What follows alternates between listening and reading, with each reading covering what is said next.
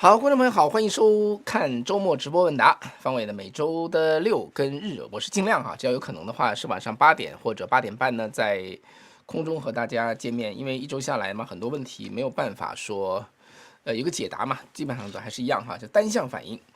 所以呢，那么这是一个周末的时间呢，就是放松下来跟大家一起聊聊天哈。如果说您关于这周的新闻，那么有什么问题、看法、观点都可以写出来，在这里直播留言中来留，好吧？我们呢就是可以有一个机会，大家互动一下，放轻松啊，互动一下。好，今天开始之前呢，我要说一件事儿，这个事儿就是我先说一下今天要说什么事儿哈，太多了，4件事情。今天南卡罗来纳州，也就是 Nikki Haley 他的家乡州，会做这么一个啊，我们还没开始啊，我们开始了吧，对不对？什么情况？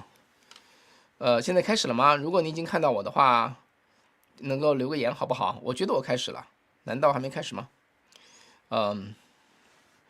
好吧，那如果大家听不到的话，留个言好不好？如果听到的话，就让我知道一下。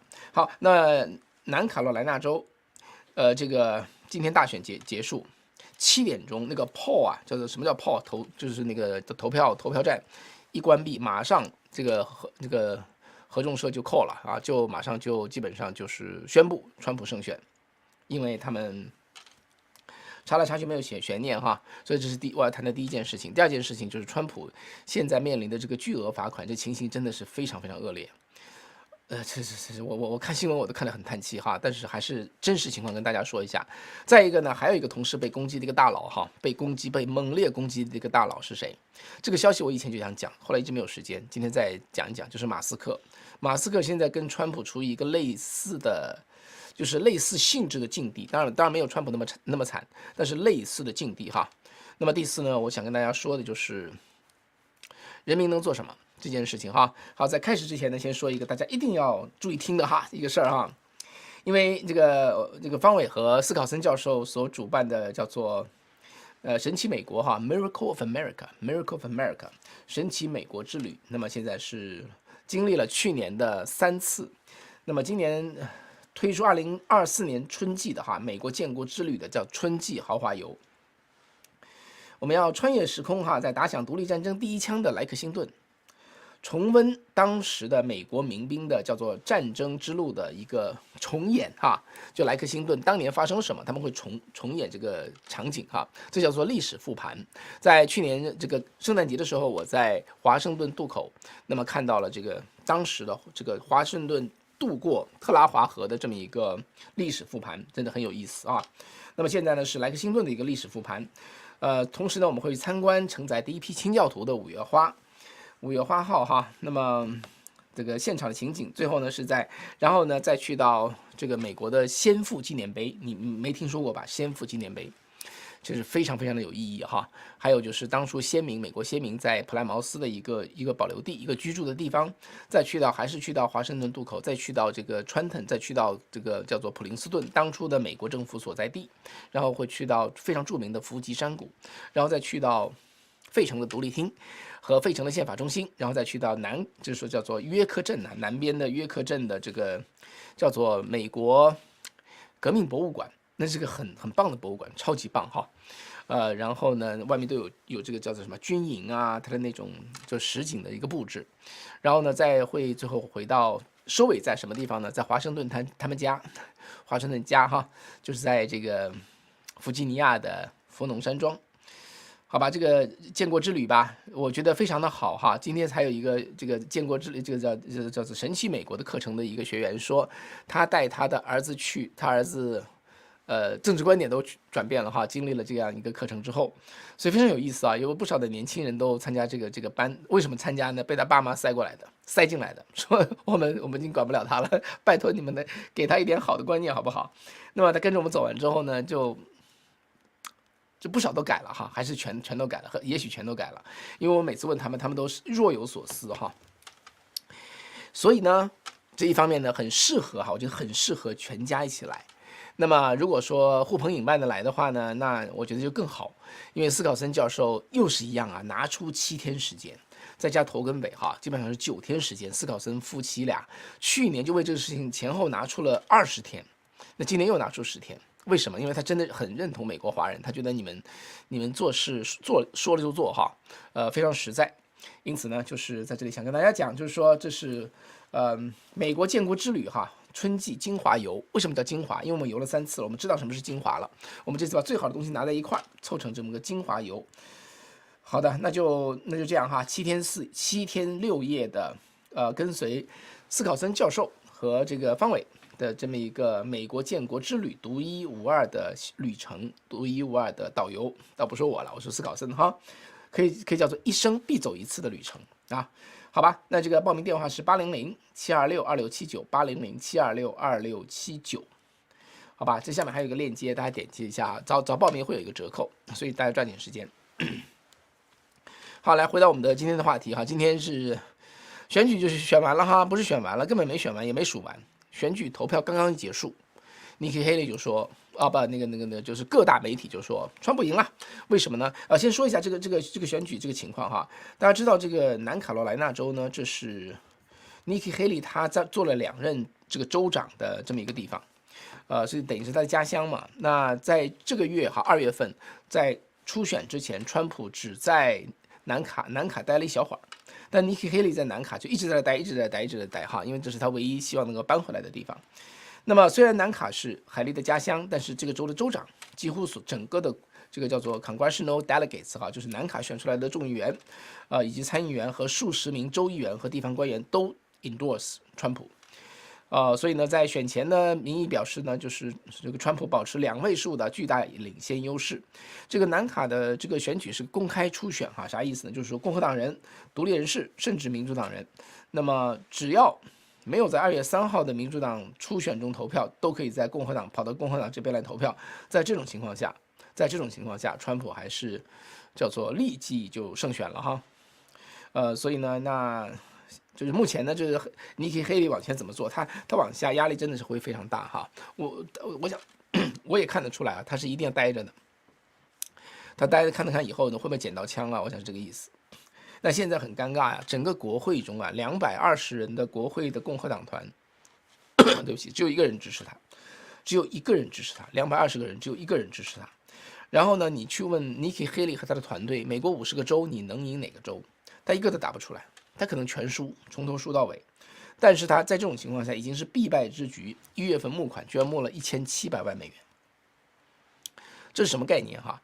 这是 Nikki Haley 从政以来单月募到的最高的这个资金数，你想想看奇不奇怪哈？这是必输的人，然后有人就给他这么多钱砸水里吗？所以呢，这 Nikki Haley 现在呢，虽然已经输成这个模样了哈，但是他不差钱，因为有人就是要砸钱给他。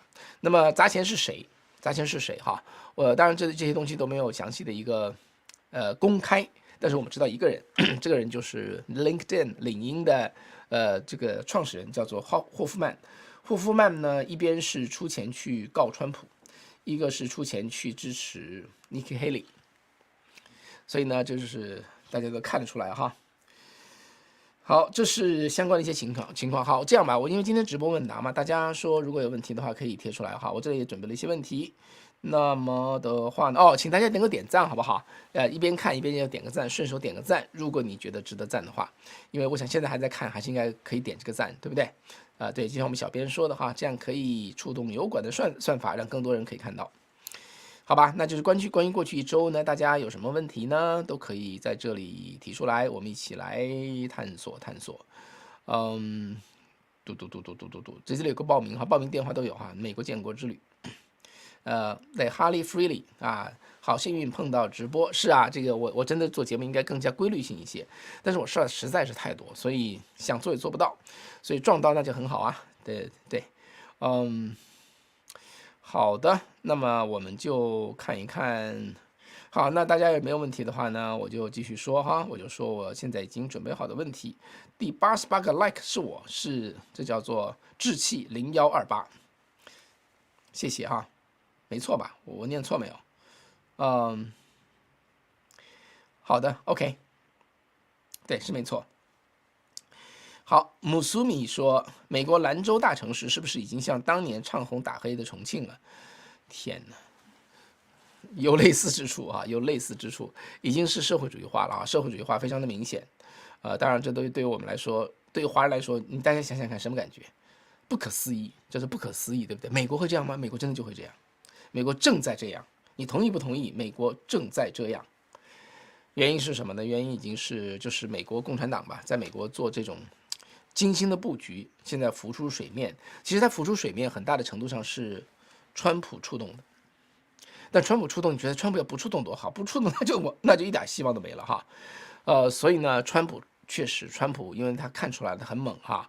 他当然了，我觉得他看出来的不是他看出来美国共产党想做啥，他觉得美国太不像话了，所以呢，他完全是出于一个怎么讲看不过眼了哈，国家怎么这样乱呢？他才跑出来。结果他跑出来之后，他的那种怎么讲强势哈，他的执行力，他的那种以及他上任，我认为当选总统之后他的那个眼光，就真的把美国的极左派或者美国的共产党给吓到了。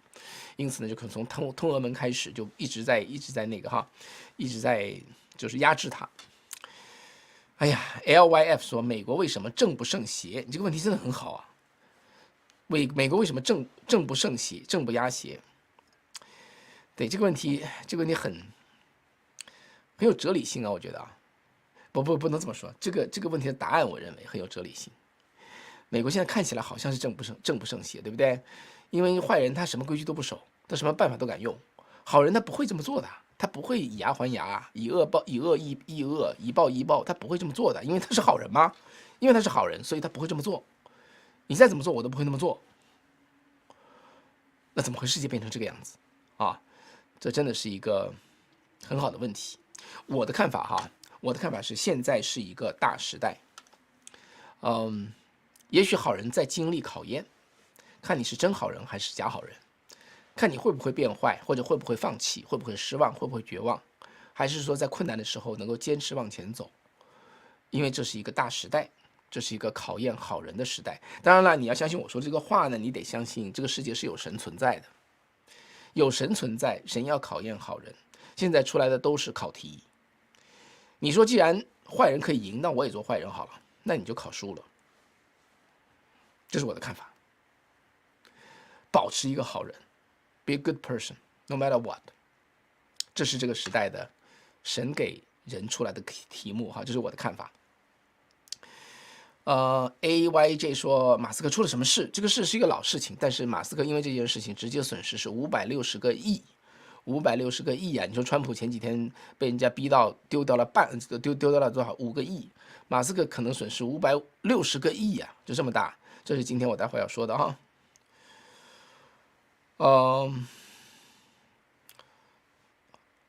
哈利·弗里说，我想问问，今天我看到一个栏目说，川普总统的3.5亿的罚金已经解决，是真的吗？我没看到哦，我没看到，I doubt it。你要看到的话可以贴出来，我是真没看到，我不认为这么简单，这件事情没那么简单的哈。为什么？我待会儿说，我跟大家解释一下为什么不好解决哈。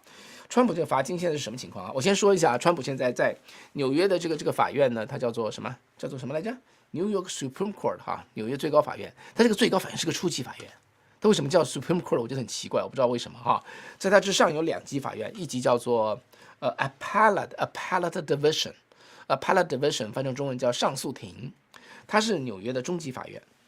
那么中级法院在上诉完了之后再往上走，那才叫做美国的，就是那真是纽约州的最高法院，它的名字叫做Court of Appeal， 就叫上诉法院。所以上诉法院是纽约的最高法院，所以真的很奇怪哈，这什么恩格伦的是吧？恩伦格这个人呢，他所在的法院，他是个纽约的初级法院。可是他却称这个法院却叫做 Supreme Court， 真奇怪川普上诉现在是先去上诉庭，再去上诉法院，来回来去的弄的话，要弄到2025年才结案。但是压力就在于说，现在就得交罚金，如果不交的话，现在就算利息，每天88000块钱。我已经前天跟大家讲过了哈。现在呢，就是这个检察官，纽约这个检察官，这个叫 James， 这个检察官呢，给川普最长大概估计哈，只有30天时间。如果3月25号之前他不能交上所有，那他就会收川普的财产，收川普的房子。那么川普怎么避免这个事情呢？2件事啊，一个就是川普就基本上一张支票4.5亿美元就送进去，作为押金哈，作为押金，然后呢，这样的话就可以上诉而不用付。第二呢，就是他没这个钱怎么办？他很可能没这个钱。任何有钱人手里拿着5亿美元的现金放在边上，想用就拿出来，这是不可能的事儿哈，很难有可能。所以你说他已经解决了，我不知道。唯一解决的一个可能性是什么？就是有个比川普还有钱的人，看不过眼，出来一张支票写出来，这是唯一的可能性哈。我现在真没看到这样的现象。好，那么第二个怎么办？他没有钱怎么办？他没有钱怎么办？我跟大家讲哈。现在啊，这个法官这个恩格伦呐，他干啥？在他的裁决中，他还禁止川普从任何纽约注册的银行里拿贷款，川普借钱来付都不行啊，这样就排除了大多数在纽约有办事处的大型国际银行。国际银行是有钱的，川普跟他们做生意做了几十年啊，双方是朋友，知道川普的实力，他们是最有可能帮川普解难的。但这个恩格伦已经事先就做好准备了哈，他是禁止他从纽约注册的银行获得贷款。川普在纽约做了一辈子生意，他的关系都在纽约，现在不让他从纽约注册的银行去拿贷款，那他怎么办？所以呢，逼到川普只能去找叫做上诉保证金，叫 appeal bond， 专门做 appeal bond 就是上诉保证金，从他那里拿这叫什么高利息的这样一个贷款，高利息的借款。就有3个困难。第一呢，这样的 appeal bond company 在纽约没有几家，总共不超过5、6家。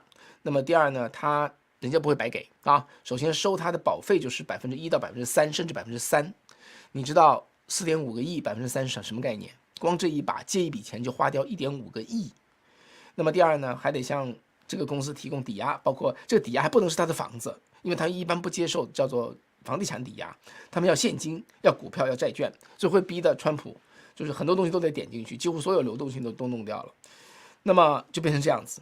所以呢，真的是非常非常困难哈。那么同时呢，一旦他说可以收川普的房子的时候，任何欠川普钱的人，他都可以直接去调用。比如说川普大楼里头住着人，对不对？每个月要给川普支票，他可以直接找他去说支票给我，拿着这个法律的判决，支票你得给我，不能给川普。总而言之吧，就是那种四面绞杀这种状态哈。所以呢，大家都这几天很多人都觉得哇，这老先生他怎么办啊？他撑得下去吗？我昨天看川普在哪里啊？在什么地方？就是南卡是不是啊？在那演讲哈。哎呦，真的像个没事人一样的。哎，所以呢，就是他昨天是一个什么黑人的集会的一个黑人的集会啊，他在那去做演讲。所以呢，你看得出来川普的承受力真的很强啊，他真的很强。对，而且他也反正就是很强就对了。好吧，哎呦，那个志气128当年入股真相传媒，你要入股真相传媒消息哈，因为他跟那个叫做什么来着？他的那个叫做我对不起我都忘了 DM 什么公司，记得还可以写一下。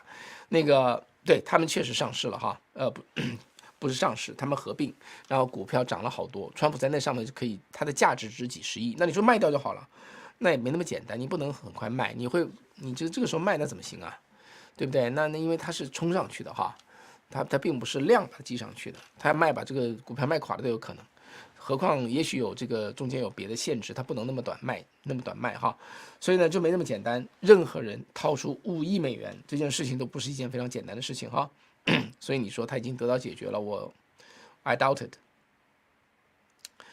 好，这个 Masumi 还说，纽约州在2020年选择拜登，2021年选择亚当斯 Adams 哦，你说那个吧，那个什么 Elvin 吧，是吧？不，亚当斯是那个市长是吧？对吧？那个原来是警察局长，现在当市长。然后2020年选择霍楚尔啊，你就是州长对吧？最后被天谴也是活该。哇，我 see。对呀 ，ZY 说对呀，川大爷快80岁的人了，真的是啊，78岁了，哇，真的是 very very hard 啊。好，那么现在他给川普的30天时间把钱交出来 ，OK， 那么这个最后一天就是3月25号，3月25号正好他在曼哈顿接受刑事审判的第一天，就是那个风暴女那个封口费的那个案子，那个是个冤案。我好像有一个观众朋友跟我说，我看我的那个导播也跟我讲哈，他说，哎，这个我还真的是想回答一下这个问题。怎么说呢？他说，嗯，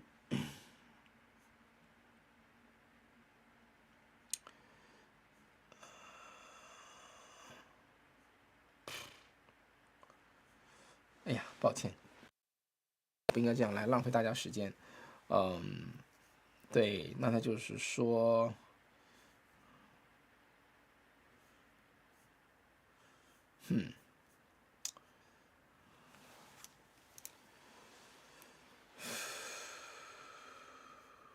好吧，算了，我不浪费大家时间了哈，这样让大家吊着真的很不好意思。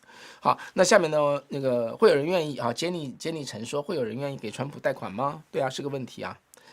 因为这个贷款不是给一点贷款，5个亿，5亿啊，5亿美元。然后他现在还背着下面那么多案子，你贷款人都会想说，我给了5个亿，以后拿得回来吗？对不对？这都是他相当的困难。那么在星期五的时候，已经有人在 crowdfunding 上 crowdfunding 众筹上帮川普筹钱了，2万人去捐了钱，2万人捐了100万，你说也不多，一点都不多，对不对？他缺少多少450个100万，那么捐了1个100万。但是不管怎么说，等于是每个人捐50块钱，那么就这么1-2天之内哈，捐了这么多钱，也是很了不起了哈。DWAC 股票我还套着，你还套着是赔了吗？这个 iPhone 果粉哈，你是赔了吗？现在应该没赔吧？对不起啊，我没有跟这只股票哈，所以我不知道。卡车司机不给纽约送货，会不会瘫痪经济，影响居民生活？后来卡车司机往回退了啊，这件事情我想是没有发生。现在其实领头的这些个人呢，一般都会碰到很大的压力，他就弄了1天，他说了1天，他就往回退了，撤回来了。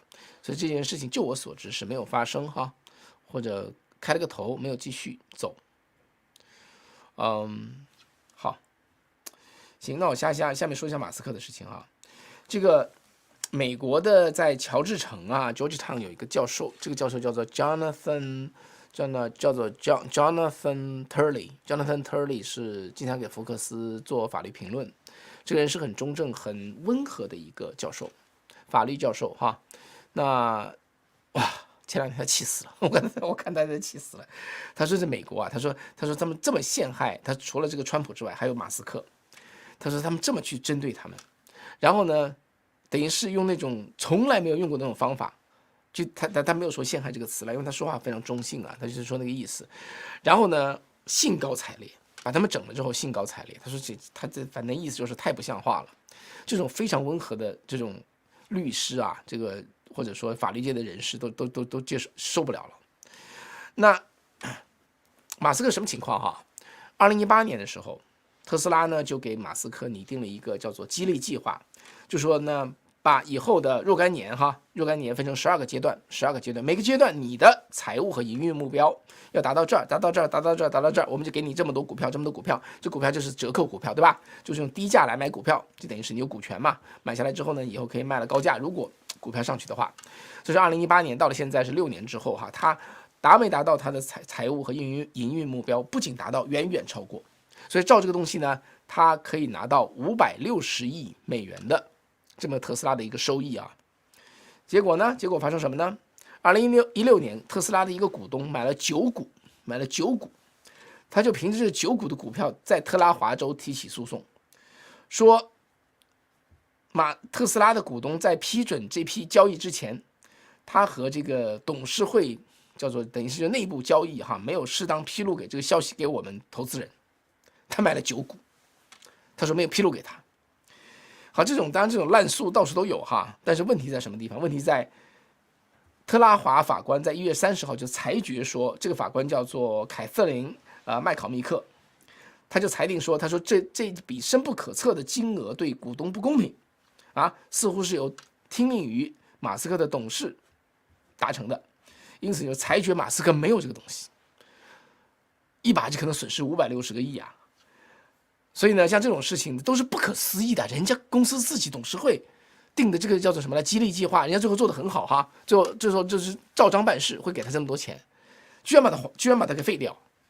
结果马斯克当然听了，而且不仅是这件事情完了之后，他们就是得意洋洋啊，这是那个 Jonathan Turley 说的，他得意洋洋，他说简直太不像话了，一边想一边摇头叹气。马斯克就大怒哈，然后首先就是说我们特斯拉开股东会，我们从特拉华州撤出来，撤到德州去，接着又宣布说这个 SpaceX 啊，它可能是完全控制啊，不用开股东会。SpaceX 的注册撤出特拉华州，也撤到这个德州去。那当然，马斯克的另外的叫做神经链接是吧？Neural Network 那么也撤到德州去。那马斯克还专门发推哈，他就说这个，他说开公司的人永远不要在特拉华注册公司。对。那并且在X 上就发布了哈关于特斯拉是否要迁到德州的投票，公众投票，受访者绝大多数都支持他这个建议。那么这里头就谈到说哈，我刚刚说错了，不是 Neuralink， 说是 Boring Company 那个大东公司，也都在这个德克萨斯开展业务。那特拉华州大家都知道，特拉华州大家很喜欢在那注册公司，原因是什么？这是美国最小的一个州，最小的州之一吧，这么说。那么比罗德岛大一点哈，但是有超过100万家美国的企业在那里注册，其中包括超过半数的上市公司，2/3的财富500强，和大多数的初创科技公司都在那里注册。为什么？就是因为它有备受推崇的成熟的这个企业的法院系统，在特拉华啊，法庭里头做裁判的法官呐，自己都是学企业学的，学经济学、企业学的。对企业的税收、法律和监管政策都是专家当法官，所以特拉华这个州的它是美国的历史上最悠久的法院之一，而且很多就只处理公司案件，所以非常倾向于投资人或者说公司这边。当然，一般的小公司不一定要在那注册哈，但主要是你要是初创公司、利有股份这些方面的话，它就很保护公司，就这意思。所以大公司和科技公司在那都蛮合适的。但不管怎么说，现在就是等于是名声一直都是远扬的哈，北美都认同的，就是要注册公司、要保险就去特拉华，要安全就去特拉华。现在就是狠狠的，就是叫做摆了这个马斯克一道。所以呢，那 Jonathan Turley 就说，川普、马斯克现在是同样的经历，就被人家这么去打。川普一把打掉是5个亿美元，最后到2025年结案的时候可能是6亿美元。马斯克一把560亿啊，560亿就可能没了。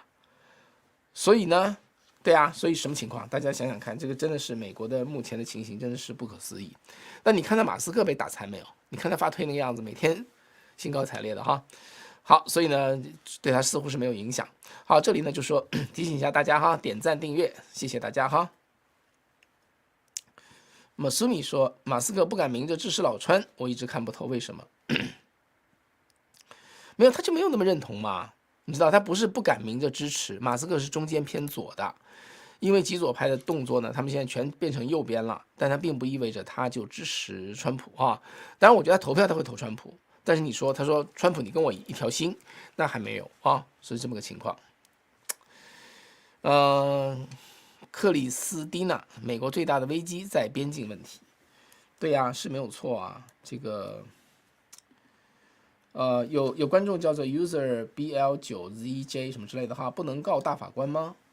确实啊，你大法官你得弹劾他，所以你没法告这件事情啊。你不能说他告了你觉得不像话你就去告他，你得法律上你必须有根据才行啊，是不能那个的哈。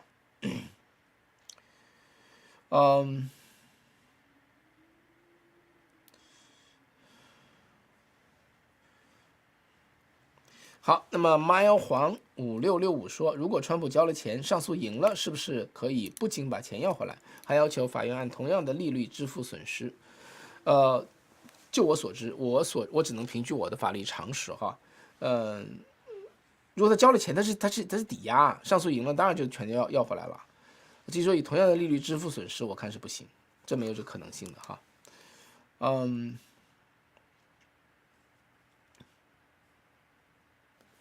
好，这个有一位观众说叫 super6670哈，他说方伟先生你好，我无意跟你抬杠，只是想问你一下，你说川普是枉法的，请问你的证据在哪里？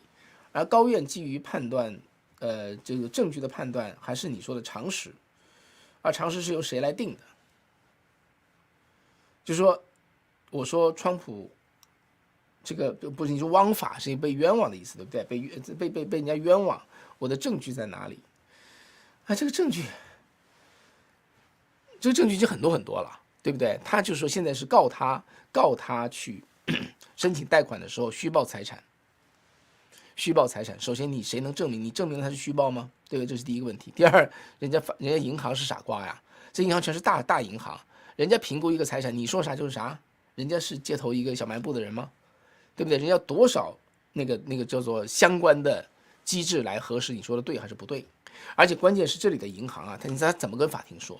他说川普是 a whale of client， 像金鱼一样的大客户，从来都是借钱还钱的。他们问我们借钱，就是我们赚钱的时候。他借钱，我们一定给他们钱。他的意思就那意思哈，他借钱我们求之不得，根本不会想说呀虚报骗我们钱，人家是想赚川普的钱，川普给他们钱赚，是这个意思哈。所以在这一点上呢，那就是这样啊，对不对？就这么个情形，对不对？你跟人家讨价还价哈，你在外面做生意，你漫天要价，人家就地还钱，你漫天要价，警察跑来把你抓起来。检察官说你漫天要价，欺诈群众，虽然对面没有觉得什么，但是我告你，然后你罚款罚给我警察，你说天下有这个道理吗？那么这位朋友说，常识由谁来定的？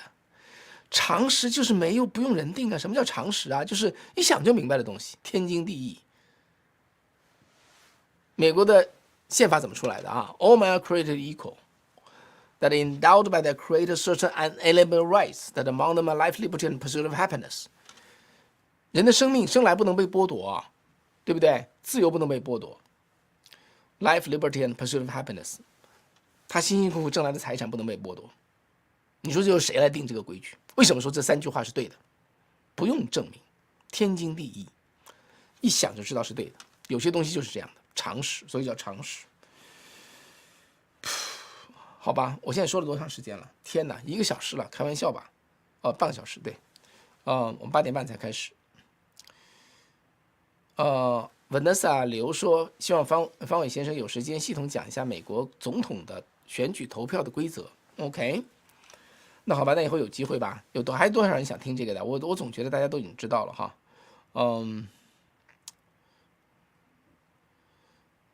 对。好 ，Joe Eric 说，方伟我是台湾人，我也感谢川普当初帮助台湾，但是感觉这次川普是共和党与美国的绊脚石。可以为了选举就牺牲乌克兰的前途，共和党的道德与远见呢？哎呀，这个事情我说过多次哈，真的，大家你再听我说一遍哈，就你在这儿，你听我说一遍，川普为了选举就会牺牲乌克兰的前途，你要想想看是谁告诉你的？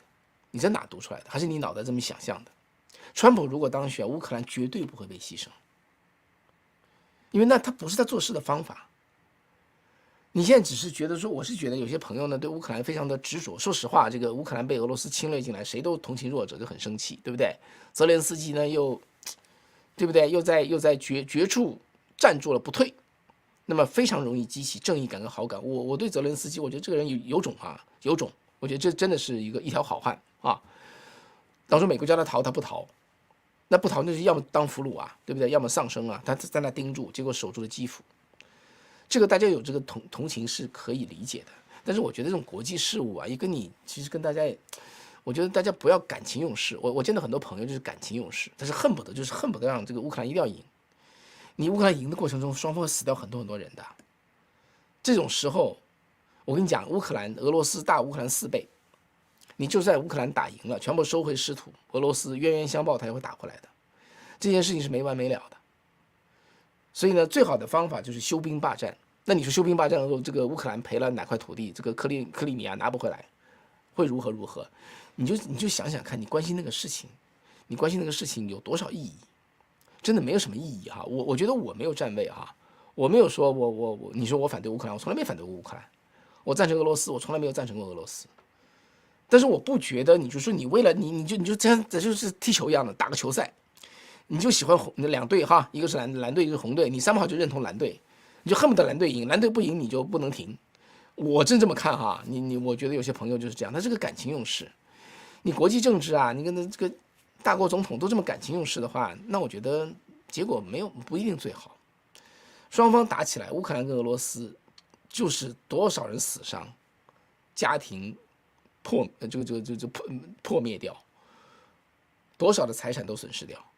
我就觉得美国就一直拼命的这个资助，我就觉得很奇怪，因为美国是这个世界上不管怎么说是最有实力的。美国想让这场战争停下来，他是有办法的，他绝对有办法。甚至他不想让它停下来，好不好？他到欧洲，拜登到欧洲去德国、法国、英国找一遍，你们出钱把他挡住，都可以做得到。他从来没有做过，他就一直跟着他的国会说你要给我钱。大家想一想看哈，而且川普上台，什么金正恩会得势，普京会得势，还有什么习近平会得势？川普已经上台4年了，他们3个得了什么势呢？金正恩乖乖的是缩在那儿，美国1分钱都没有给他的，你就要知道，大家当初川普跟金正恩到新加坡见面，对不对？是新加坡没错吧？新加坡见面，然后又去河内见面，然后再在那个板门店见面。最开始在新加坡见面的时候，有人就说川普要收买金正恩，川普1分钱都没有给。川普给了他个什么？大家知道吗？给他做了个 PPT， 他就在那个北朝鲜呐，这个叫做东北海岸那边呐，他就挖了一块地。就是没有画了个地，就用那个勾了个东西，叫他手下做了个 PPT， 就是我会在那投资，你如果不要乱来的话哈，我给你投资，给你建个经济特区，就忽悠的金正恩4年什么都不动，导弹都不打，什么都不动，他占了啥便宜？美国损失了什么都没有损失，就是金正恩乖乖的回去蹲在那儿。习近平呢，中美外交的航程逆向，俄罗斯呢，俄罗斯4年什么都不敢动啊。一步都不敢动，而且川普跟西方说，军费拿上来，对俄罗斯的天然气不要买，将来你会被他限制住的。跟德国跟梅克尔说，梅克尔不听啊，梅克尔不听，俄国的全部导向是德国想跟俄罗斯交好，想跟德国才是绥靖派哈，川普不是的，他说句普京的好话，你觉得他是讨好普京，完全两回事。做生意的人，他说一个话，他什么意思？他让普京如何放心，他最后是要把俄国收编呐，他是那个概念。他绝对不是美国会讨好俄罗斯，会牺牲乌克兰，绝对不会的。那美国真的，川普我觉得治下，他会是一个忠忠正正的一个国际警察，真正的一个国际警察。所以大家现在我觉得就说川普讨好独裁者，我每天看到我就不知道是。我说实话，你别介意哈。我觉得这里头80%-90%都是中共的粉红在那乱写。我就希望不要带动那些海外不是粉红的，你跟着他写那个干嘛？我觉得就是很，反正就是很没逻辑了，就是不是那么回事儿。起码在我看来哈，压根儿不是那么回事儿。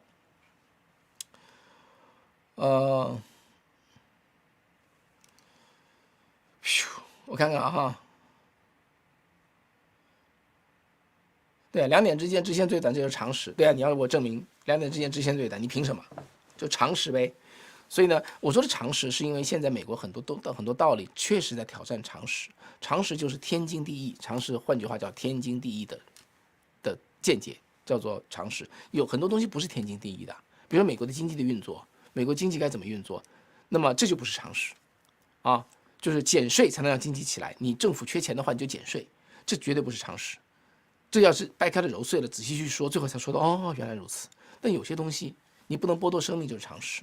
人家没有欠钱你说人家你没有欺诈，你说人家欺诈，没有受害者说人家是受害者，这就是缺乏常识哈。所以呢，我觉得这些东西，是这个问题哈。对啊 ，ZY 说一个漫天要价，一个就地还钱，关政府什么事儿？这种事儿天天发生。你要公平的话，那纽约你就去起诉所有敢漫天要价的人好了，对不对？为什么只起诉川普一个人呢？好，那么好，最后呢，我想说一下那个叶宗宪，川普，方伟你好，是否可能暗中推川普，激化共和党内部矛盾，以免大量提对川普的诉讼？只要中几件就中大奖。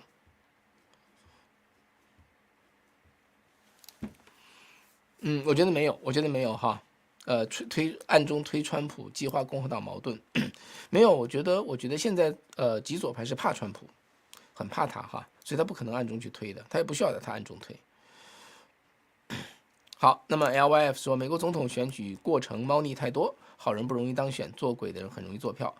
我在节目中跟大家讲到哈，我觉得讲到一些问题啊，就是说现在呢，大家知道左派跟右派对抗哈，真的很难有结果，所以美国现在这个社会呢，我觉得是要寻找公约数，最大公约数。这公约数是什么呢？就是我以前讲过的，这公约数就是公平的选举，对不对？公平的选举。你现在在意识形态方方面面都在做价值之争，你光1月6号到底是怎么回事？双方是谁也争不过，谁也不能够把谁说服的。2020年大选发生了什么？谁也不能把谁说服，恒者恒信，不信者恒不信。争这些东西没有用哈。那么需要做一件事情什么呢？寻找一个最大公约数，就是让选举公平公正。那么我去台湾，对不对？我去台湾的时候，我才看到一个选举可以做到如此的简单，如此的透明，如此的高效，如此的无争议。那台湾经历了20年，已经琢磨出来了。那美国呢？现在呢，其实就抄台湾的作业就可以了。那关键怎么抄，对不对？现在两党不同意啊，你靠他们也做不了，因为他们俩之间的冲突也反映在选举的制度上，对不对？该怎么选举？所以这个时候呢，美国人民其实要起来，美国人民要起来。两党在那争的时候，美国人民要起来，美国人民要取中哈，集中精力，因为选举的公平性问题，它不是一个，我认为哈，它不是一个保守派的问题，它是一个大家都可以受益的问题，是一个应该没有争议的问题。就算你说我认为选举没有问题，那我把它扎紧了，那有什么关系呢？对不对？是不是啊？我想对民主党也是一样啊，咱们让川普输的心服口服好不好？为什么不能这么做呢？对不对？把选举弄到扎扎实实的，毫无争议，不好吗？所以关键是这个问题是谁能做哈？其实谁能做？大家知道美国的老百姓啊，他平时他是不出去的，为什么呢？因为他不知道出去要干嘛，他也不知道出去有什么用。所以呢，其实啊，老百姓可以做一些简单的事情，每个人做一些他们自己能做的，不需要靠谁。比如说每个星期给他的州议员和州议会写封信。比如说，在他的草坪面前插上清楚的选举公平以及如何公平的牌子，在他车后面贴上这些个东西，包括在州议会门前在那坐着，长时间在那坐着，因为坐着有什么好处啊？因为他们进出出谁都看得见，这就是一个民众的压力。我是举例子哈，还有很多别的事情可以做。这些事情如果全民都做，每个人都做一点的话，你说到州议会面前做难不难？比如2周你拿半天时间去，2周你拿半天时间去，大家都这么去做，那就坐满了，我一直在那坐着，这就是巨大的压力。但问题在于什么地方呢？像这种事情哈，我觉得其实人民可以做，可以人民起来展现他作为主人的一个动作、一个姿态，这其实是真的是非常可行的，而且这是非党派的，真的是非党派，这是一个怎么说呢？不极端、非党派、平和的一个呼吁，让选举公平，选出来什么就是什么，左派右派都不要抱怨，都不能抱怨，也不应该抱怨，这样才是美国的选举的这么一个要的结果。所以呢，我觉得就是老百姓其实可以做这件事情。那么这件事情其实当然了，我其实一直觉得哈，有些事情老百姓真的是可以做的，但是美国老百姓没有做的原因是什么？其实就是因为他不知道可以这么做，他太平盛世啊。所以有句话叫做生于安乐，死于忧患。他什么都没有经历，所以他什么都不知道怎么做。那你要美国人知道的话，你让他做怎么办呢？你就得想办法让他知道，不是吗？那当然了，你会说，在一个美国这个社会，让他知道这件事情就是非常难的事情。谁有这个能力让所有人都知道这回事儿？我觉得是有办法的哈，我觉得是有办法的，所以我才说嘛，就是美国华人应该起这个启动的作用。我也做了一个叫做飞虎队的事儿哈，我觉得美国华人可以做这件事情，因为在美国呢，如果有一定的资金，我们就可以把这些问题啊，刚才说的这些问题提到每个美国人的面前，让他看得见，让他去思考，然后启动这个人民开始觉得，哎，真的我们可以做些事情啊，这个事情是非党派的，这个事情对国家是非常好的，稳住这个国家的基本盘，让所有的争议可以有个解决的方法。他是可以这么做的，你是可以跟他讲清这个道理的，对。但是呢，你要让你的邻居知道，你让你的公司同事知道，那容易。你要让500万人美国人知道，你要让5000万美国人知道，你要让1个亿美国人知道，你怎么做得到？那就需要资金，就需要大量的资金。对，所以呢，我想这方面呢，就是我是一直觉得哈，美国华人呢，我觉得是有资源，因为这个国家呢，现在这样下去的话，大家想想看，如果美国出问题，大家想想看，如果2024年川普输了，保守派会认为跟2020年一样的话，那他们会怎么做？真的是后果可以说是不堪设想。所以呢，让选举公平，这是如果美国出现真的内部出现问题哈，出现内战，出现那个的话，你想中共他会做什么？他简直是他立刻就会跑出来，去夺取这个社会这个世界的领导权。所以呢，美国真的是不能乱，美国不能乱，大家又是意见这么不同，在所有方面意见这么不同，怎么办？就有一件事情，就是把选举的公正性解决掉。所有的分歧都在那解决，都在那里解决。所以呢，这点事情呢，就是说关键在于这件事情本身怎么去做哈，它的都不难，我觉得都不难。关键是让老百姓都知道有这样的选项，要让老百姓知道有这样的选项，那就需要资源，把这个讯息打出去。所以我才在跟我的这个观众才说嘛，对不对？如果你有这方面的资源的话，不妨联系我。我们看一看能不能把这件事情，把这个雪球滚起来，好吧？那方伟的那个 email 还是方伟啊，方伟 @bayvoice.net， 不妨留个言啊。我知道已经留过言的我还没有回哈。那过一阵我会把这个大家都收集起来，让大家一起，我们可以在 email 上通话。我想说的话就是说，我们要做一些建设性的，能够解决美国问题的事情，中正的非党派不偏激的事情，这是我的想法。好，那我想今天就基本上这样了哈，大家还有什么别的呢？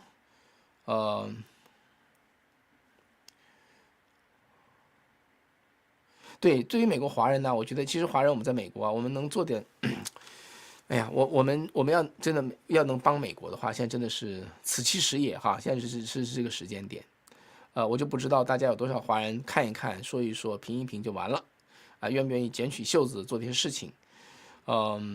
我觉得很多事情啊，真的是老百姓如果普遍性的都起来的话，那政治人物都会感到压力，这就是人民起来的这个过程啊，人民起来当家做主的过程。但是人民要被提醒，对，提醒就需要资源，啊。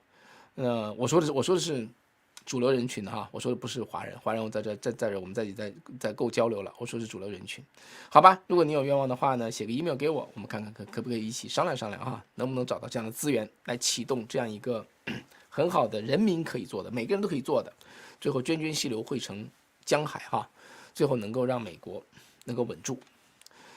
好，那今天节目就说到这里哈。那结尾再跟大家提醒一下，美国建国之旅哈，美国建国之旅。那春季的豪华不是豪华，说错了，精华游哈，精华游马上就开始报名了。那报名的电话呢是这个，对，大家可以去看一下节目下面就可以看得到。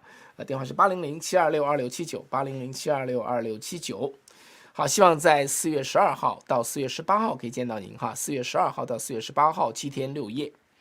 那我和斯考森教授会带团，那么和大家走过200多年前的这个山河哈，见证当时的经历的一切，和就是和今天做比照，非常的有意义。好的，谢谢大家，祝大家有一个愉快的周末，我们下次节目再见，拜拜。